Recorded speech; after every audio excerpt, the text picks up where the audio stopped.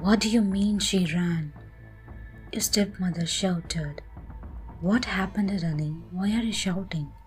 Your father said in concern while he was scrolling through your phone. Reena ran away. She's not in her room and she left this note. Your stepmother said, hanging over the note to your father. Mom and Dad, I love you, but I don't want to be a chess piece for you. I can't do this. I can't marry that cripple just for the sake of your business deal. I have my own life and a boyfriend. I can't leave him and marry that idiot. So I'm running away. I don't want to waste my entire life with that wasted man. Thank you for everything and sorry. Your father read it loud and then stumbled down on the sofa, not believing that what happened. So dramatic. You cursed under your breath while scrolling once again. After your mother's death, your father married her secretary, who is now your stepmother. It was like he was waiting for your mother to die. He didn't even grieve at her funeral. Instead, he was making love with his secretary. You hate him more than anything, and that woman is just your worst nightmare come true. And the bride-to-be who ran away is your stepsister. What should we do now? Your stepmother asked your dad. I too don't know. We are going to meet them tomorrow. And she ran away. We can't go back. The marriage is really important for us and also our business. Your dad said in concern. They both started thinking when your stepmother suddenly got an idea which made you widen your eyes. How about we make Ryan marry him? What? You stood up, widening your eyes in disbelief. Actually, that's a great idea. That would be a really great. And like this, the marriage will also not stop and our company will have the profit. Your father said in agreement. What? No, I don't want to marry anyone. You said shouting. Ryan, please understand. You know it's for our company. We are in so much loss. Your father said coldly. So what do you mean? That just for you and your useless company, I marry a person whom I don't even know and give up on my dream? Yes, Ryan, you need to. Your father has raised you. Your stepmother shouted, coming into the conversation. Oh wow, like really? I need to repay you for raising me? You said, not believing her words. Fine. I don't want to owe you guys anything, even if it takes me to marry anyone I don't even know. You said, shouting and running into your bedroom, slamming the door behind. You blobbed on your bed, tears falling from your eyes. You opened your necklace, which had a picture of your mother, and keep it close to your heart, closing your eyes. Sorry, Mom. I won't able to be what you wanted to be. Dad is marrying me off. I miss you so much. Soon, you drifted off to sleep while crying. The next day, you got ready with your puffy red eyes. Your best friend and the person who really cared about you, Leah, was helping you get ready. Ryan, are you really okay? Should we run off? Like, I will help you run and I have a cousin in Paris. You can go there. Leah said, looking at you concerned. Leah, you don't need to worry. I'm okay. You said, patting her hand. And this is the last time I'm doing anything for my family. After this, either they owe me anything nor do I. You said, clipping the small cute flower clip in your hair. Okay, I believe you. But do remember, I'm always a call anyway. If you need anything or wanna run away, just call me. You turned around facing her. Yes, ma'am. You said, smiling. Yeah, stop it. She said, playfully punching your shoulder. You both started giggling. I hope you both are done. We need to go in 10 minutes. Your stepmom announced and then left. You should now leave, Leah. She nodded and you both bid her farewell. After 40 minutes, you arrived at the hotel. You walked out of the car to see a grand and beautiful hotel in front of you. It's really big, right? Their family is rich, Ryan. Your stepmom whispered in your ear. Why don't you marry him instead of me, you money ghost? You said before walking into the hotel, leaving your stepmother in rage.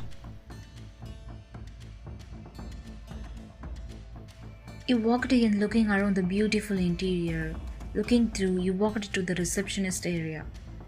Hello miss, how can I help you? The receptionist asked, giving a big smile. I have a reservation, Kim family. Okay, let me check. I'm really sorry, but there is no reservation with Kim. You might be mistaken. Check again, please. You asked unconfused. The receptionist once again looked into her computer and again responded with a no. Your father came beside you and patted your head. Don't touch me, it makes me sick. You said while backing off. We have a meeting arrangement with the Jones family. Your father said to the receptionist. Oh, yeah, you are Mr. Jones' guest. I'm really sorry, sir. Please come with me. The receptionist said before leading the way. John? You mumbled while following her and your both so-called parents. The receptionist took you to your room, which was quite big, with a big round table, chairs around it. Please have a seat. I will inform Mr. John that you all are here. You nodded while sitting down while the receptionist left. You were sitting, bored, looking here and there because the view in front of you was really awful. Ryan is lucky to get into a family this wealthy, all thanks to your sister. You should be grateful. The stepmom said, you glared at her, your eyes breaching through her. You could see her gulp and feel uneasy. Why should I be grateful? She ran by herself. You smirked. You? Your stepmother stopped before finishing her words because of the door opening. Mr. John and Mrs. John. Your father stood up. Mr. Kim, glad you are here, he said, shaking your father's hand. Is this Mr. John, whom I am going to marry? But he's an old man, but he is not a cripple like sister wrote in the letter, and also has a wife. You slowly stood up confused. And this must be your pretty daughter, right? He said, looking at you. Ryan, you said before bowing. Oh, my daughter, you don't need to, he said, helping you up. After greeting each other, you all sat down. So, where's your father got cut when the door flew open and a wheelchair came in on which there was a beautiful and dreamy man. His black hair styled perfectly, his dreamy eyes and sharp jawline which could actually work as a knife. His tanned and muscular body showed perfectly through the black suit he was wearing with a grey tie, adding perfection to his already perfect figure.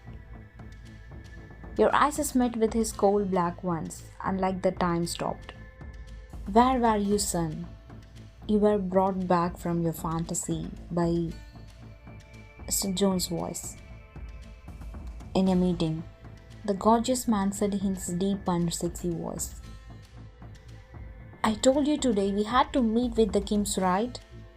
Yeah, I know, he said, moving his wheelchair to the table. Then why did you come so late? We have been waiting for a really long time, he asked, his voice rising. Mr. John, it's okay. We haven't been waiting for a long time. It's fine. He might have a lot of work as he's the CEO, your father said, stepping in. That's really kind of you to say that. I'm really sorry on his behalf. You don't need to be sorry. We are going to be a family soon. While all this was going on, you were secretly admiring the man's figure and his beauty, which was ethereal.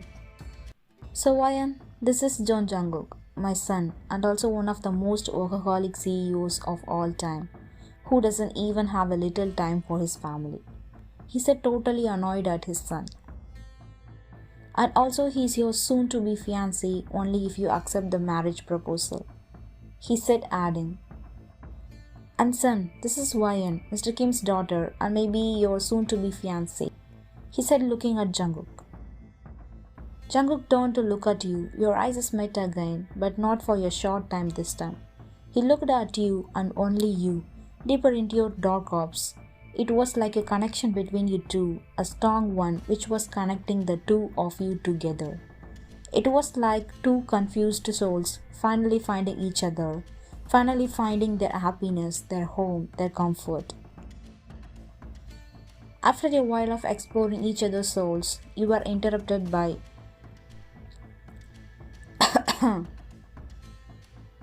he coughed, grabbing your attention. You hadn't noticed till now, as you were only looking at Jungkook, but everyone in the room was looking at you both with their shocked faces on. I guess we should give these children some space. They should get to know each other, right?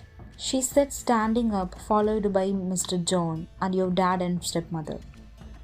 Yes, you're right. Take your time. We will go get some tea, he said, and everyone nodded before leaving you two alone in the room. There was a big awkward silence before you took up the courage and broke the ice. So, Jungkook, you said, looking at him. He tilted his head looking at you. Yes? Do you like exploring nature? There was no response. You thought you shouldn't have asked, but then, yes, he said softly. Oh, then would you like to go somewhere where we can admire nature? And it would be less awkward. Sure, but you couldn't believe your ears, but you didn't want to waste time. So before he could say anything else, he stood up and approached him and turned his wheelchair around, exiting the room, going in the elevator with him on the wheelchair.